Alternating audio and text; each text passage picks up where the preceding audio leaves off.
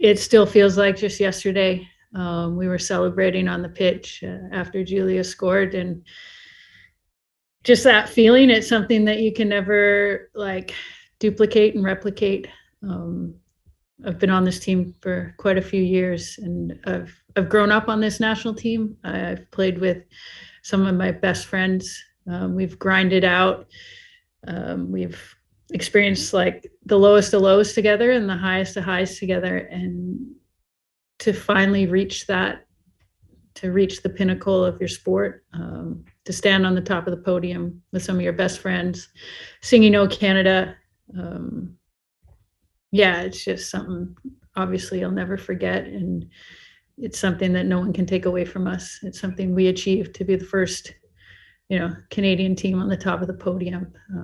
There had to be a first, and now hopefully we can just continue on. Thank you very much. We'll go with OneSoccer, followed by KPTV. Armin? Hi, Christine. Hi. When you're growing up and dreaming of becoming a professional, everyone always dreams of being the best, right? Like that's like the pinnacle of the sport, is how can I be the very best? So when you're honored today by, another individual award, of course, but one that's literally called the best, what does that make you kind of feel? Do you look back at your entire journey, and maybe you can tell me, what does it feel to be among the very best? Like you said, I've never played this sport for the goals. I've never played the sport for individual awards. I've actually never played the sport for like team awards either. I love this sport. I love the concept of it. I love the, figuring out with your teammates how to exploit weaknesses of opponents, how to use your strengths. Like it fascinates me. But, I discovered soccer at a very young age, and I was very passionate about it. You couldn't get a soccer ball away from me since I was like 4. And yeah, this is something that I'm sure when my career's done, I'll look back on this recognition and be like, that was pretty cool. But I think it just goes to show that the progress that our national team has made, our program has made, the growth of the NWSL, and the growth of women's football, to be honored as the first, even makes it that much more special. TSN, Megan Johnson. Thank you. Hi, Christine, and congratulations to you. Thank you. I want to ask you, FIFA awards have come under a lot of scrutiny, I'd say, in the past decade or so. I think the chief among them, the fact that you've never even been a Final 3 nominee for Player of the Year before. And I know, speaking to your teammates, they've kind of been just outraged on your behalf on that. I know you've never been big on the individual accolades, but wondering just how you feel now finally getting some recognition from FIFA. Obviously, I'm incredibly grateful for this award. I think it goes to show the longevity and the impact I've had over the years. But yeah, I do think the FIFA awards have come under, rightfully so, some scrutiny. I've been out training since my award was announced, so I just was able to quickly see the awards given out today, and it's especially on the women's side that I don't understand some of the names on the FIFA 11. The sheer fact that Bev was not a finalist, to me, if a national team coach was going to be a finalist, it would only make sense that the gold medal winning coach would be the one. And then someone like a Steph Labe, I think she was robbed as well. But I think, the women's game is growing. It's growing in its recognition around the world. But I think a day like today goes to show that there's a lot of work that still needs to be done on the women's side of the game. Thank you, and congrats again. Thank you. Thank you. Neil, did you want a question? Thanks, Richard. I'll pass so others can step Thank you. And Derek? Yeah, I had the privilege of talking to Christine earlier today, so I'll just defer to someone else today. And so we got Jay from Global TV BC, please. Christine, congratulations. Those of us who have followed your career for quite a long time now know you've always been one of the best in the world. I wish Cristiano Ronaldo was sitting beside you so I could ask him what's it like to share the honor with you, as you're both named today. Your trophy case has been filled up a lot. I didn't know if we could top the gold medal performance that you helped deliver. And I know you said it's going to take you a while for where this one sits in, but we've known you to be one of the best. And now you're officially recognized by arguably the largest organization in the world. Can you just sum it up for us, Christine, just in regards to where this compares? Oh, I've actually never, the way you put it, I've never thought about it that way. I mean, like I said, it's up there. The gold medal, I believe, for me, still tops everything that I've achieved in my career, just because it's something that I've been striving for since I was that 4-year-old girl, learning to kick a soccer ball around. You never, I mean, obviously, this is the first time this award's ever been handed out, but this isn't the goal. Being recognized by FIFA is never the goal. It's an incredible honor, one that I'm very grateful for, but it's a team sport, and the team that, Team Canada last summer, that's the pinnacle as of right now. You've never been one to really be in the spotlight, so it was nice to hear from Karina and to hear Bev to heap praise on you. Why has it been that the spotlight's never been for you, Christine? I think it's just my personality. Unless I really know you, I'm pretty shy and I'm an introvert. I think it's also how I was raised. My family, it was, never wins and victories never get too high, losses and defeats never get too low.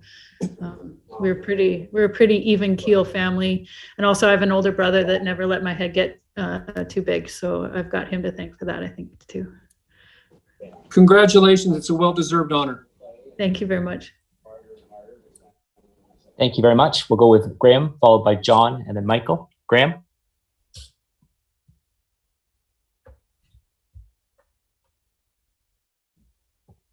You might just be on mute. I see your hand is up, but. All right, sorry, Grant. Are you there?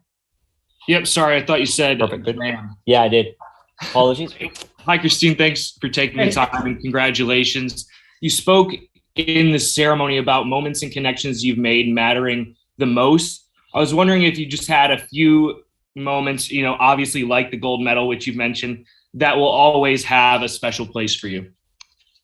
Yeah, I think the first one that jumps out is, being able to experience a home World Cup in 2015, and very few players get that opportunity, to play in front of all their friends and family in the biggest tournament. So that was a very special ride for myself and all my teammates.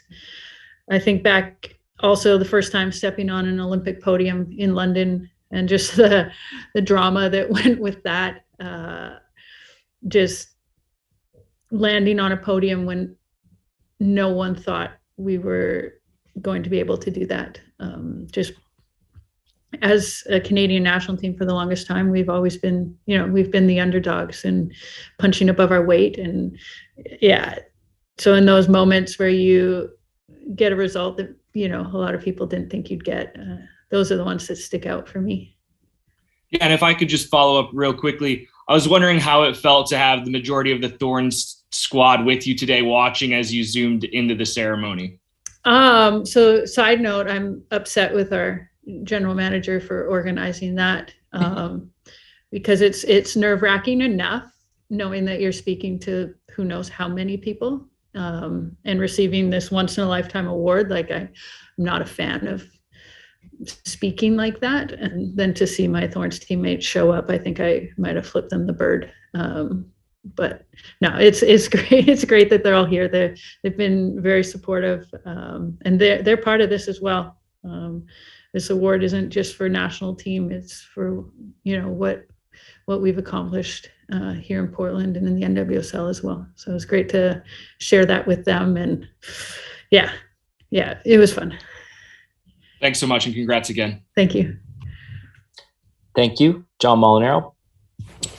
Thanks, Richard. Hi, Christine. Thanks for taking the time to speak to us. In an earlier answer, you referenced that, Steph, probably in your mind, she probably should have won the award, and Bev wasn't even nominated. Further to that, do you find, since winning the Olympic gold medal, does this Canadian team get enough respect that it deserves? Because I think Janine has said previously, and a few other players that I've spoken to said that the respect level isn't quite there yet. I'm interested to hear your take on it. Yeah, I think to answer your question simply is no, the respect isn't there, and that's fine. In the sense that that's what we've experienced our entire careers playing for Canada. It's always been an uphill battle. It's always been a struggle. But I don't know, it leaves us hungry. And the thing that is so unique about this team is it's never been about the individual awards. It's always been about achieving things together.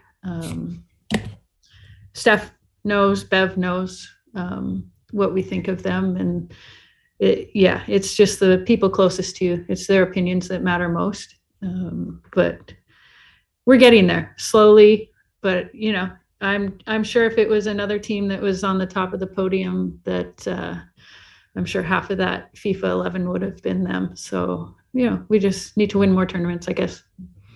And a quick follow-up, if I may. It's my understanding you've committed to play another 2 years at least for Portland and Canada. Can you talk about that?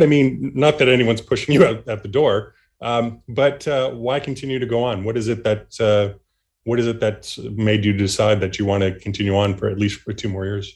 Yeah, Bev and I, we had an honest conversation last year after the Olympics, and I told her if I'm healthy, and that's the key, obviously, staying healthy. If I'm healthy, I want to keep going.